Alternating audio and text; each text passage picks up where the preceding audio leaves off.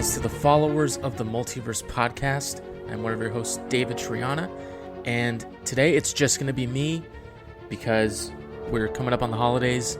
A lot of people are traveling. A lot of people have other things to do, but I just could not wait to talk about Spider-Man No Way Home.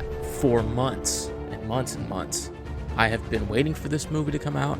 I have been ignoring spoilers as best as I could. I even deleted Twitter, YouTube, Instagram, TikTok, any form of social media that was on my phone. I got rid of it because once the official trailer came out, I said to myself, I don't need to see any more. I'm sold. I know who's in the movie. That's good enough for me. And my goodness, am I glad that I did that.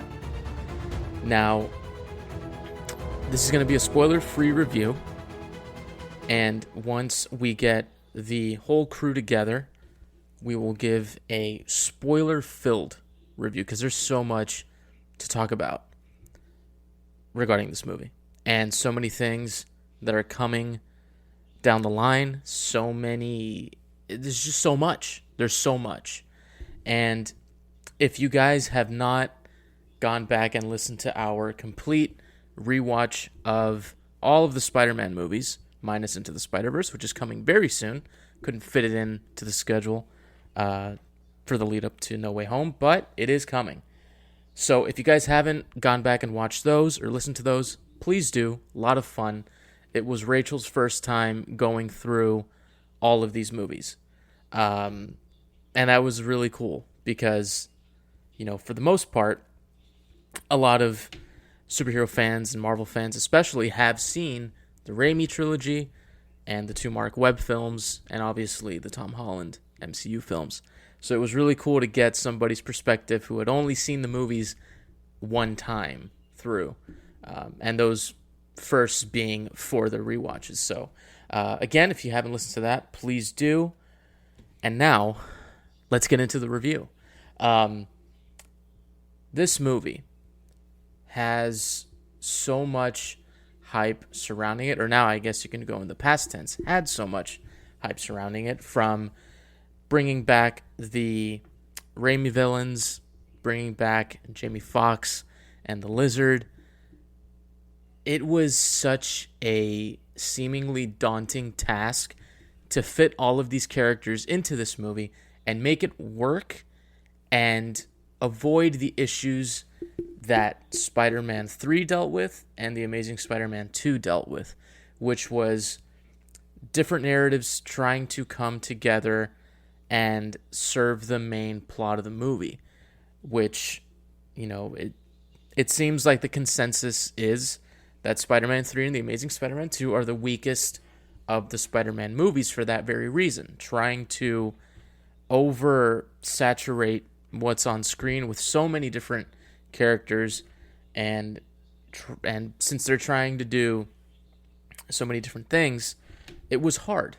And that was something that a lot of people were thinking about going into this movie. Now, I am ecstatic to say that this movie suffered none of that. All of the, going to this movie, we all were a little hesitant, for the reasons I just pointed out.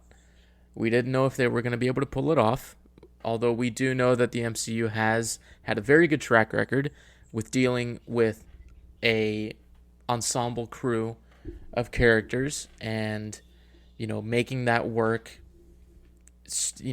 a few times. It's not like they did it once and, it worked out really well, and then they did it again and it didn't. They've had a consistent track record. And Spider-Man No Way Home is no different. I mean, this movie, from start to finish, grabs you, shakes you, punches you in the face, and doesn't stop in the best way possible.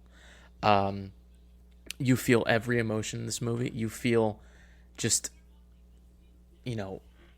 crushing sadness.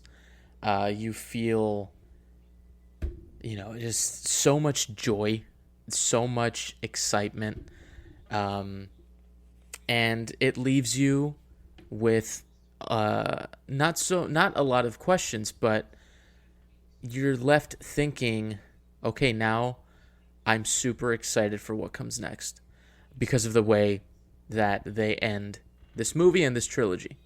Now going back to the villains of the movie, which, we were introduced to in the trailer, and it has been widely reported even before that, bringing back Doc Ock, Green Goblin, Electro, Sandman, and the Lizard was the one that was, not talked about too much until we saw him in the official trailer.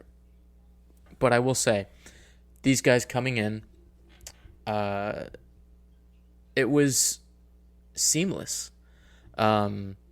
Especially Alfred Molina and Willem Dafoe reprising their roles. I mean, it's literally incredible how it's honestly the best way to describe it is they were literally pulled from their movies and brought in here, and they didn't miss a beat. Like, it was amazing to watch. And there's so much in the movie that happens with all these characters that we'll get into in the spoiler review, because if I touch on anything, I'm going to spoil something. So I'm just not even going to touch that. But yeah, they really do serve the plot in such a great way. And you're just left smiling from the moment they appear on screen. It's like it's 2002 and 2004 again.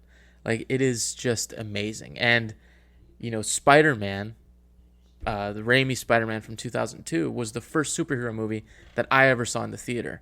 So seeing Green Goblin show up and then Doc Ock show up from Spider-Man 2, it was just the closest you could get to a time machine, really. It was amazing.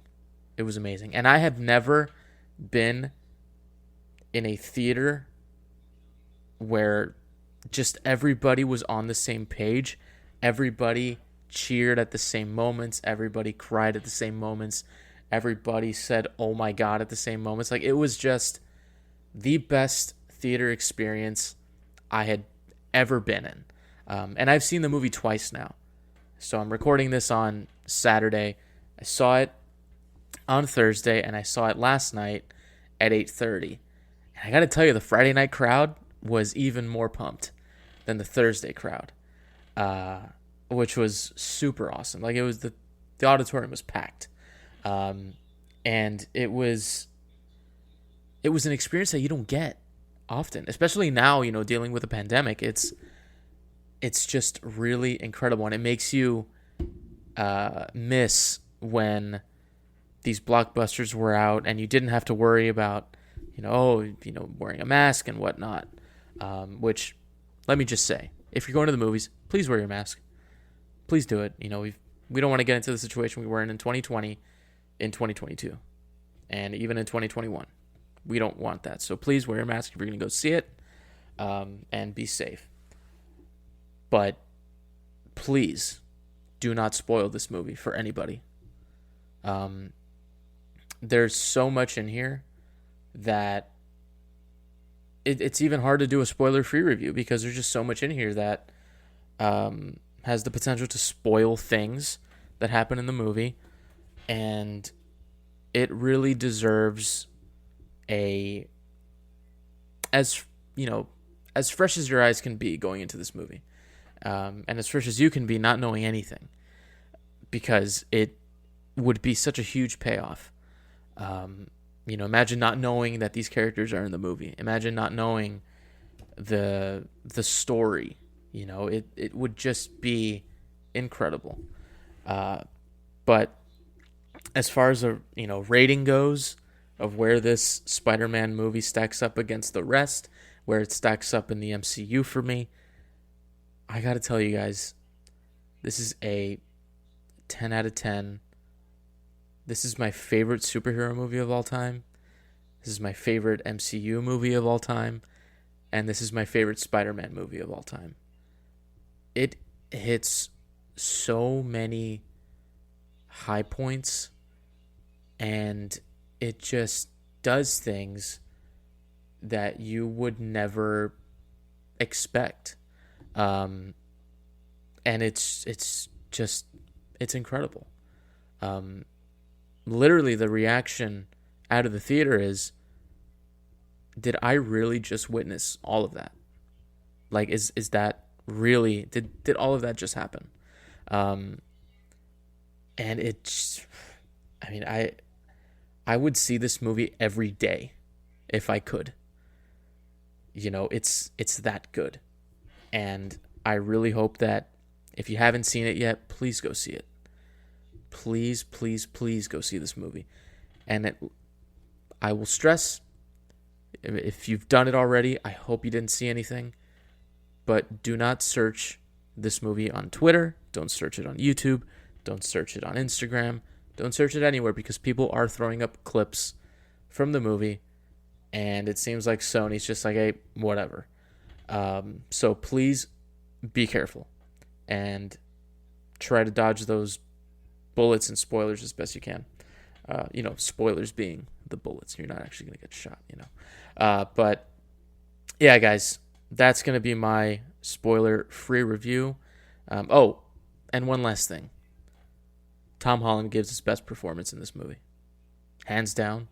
This is the best we've seen Tom Holland as Spider-Man. And we know how great he's been in Civil War, Infinity War, Endgame, Homecoming, Far From Home. He's great in everything, but this one, he kicked it into high gear.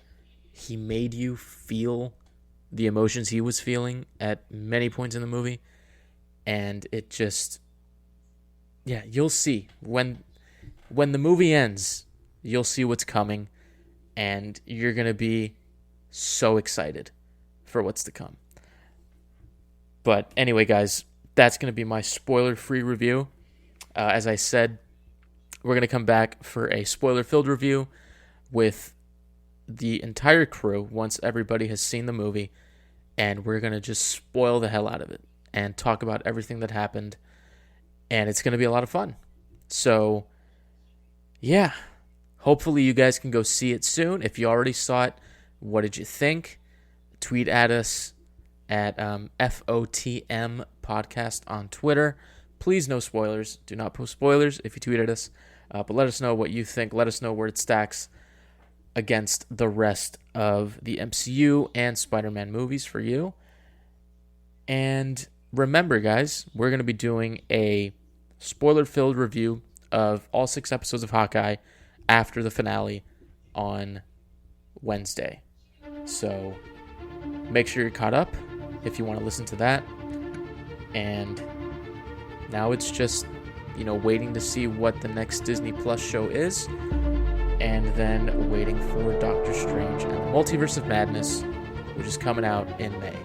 So we've got a lot to look forward to, and it's going to be a lot of fun. So until next time, guys, enjoy Spider-Man No Way Home. Do not get spoiled. Do not spoil it for other people.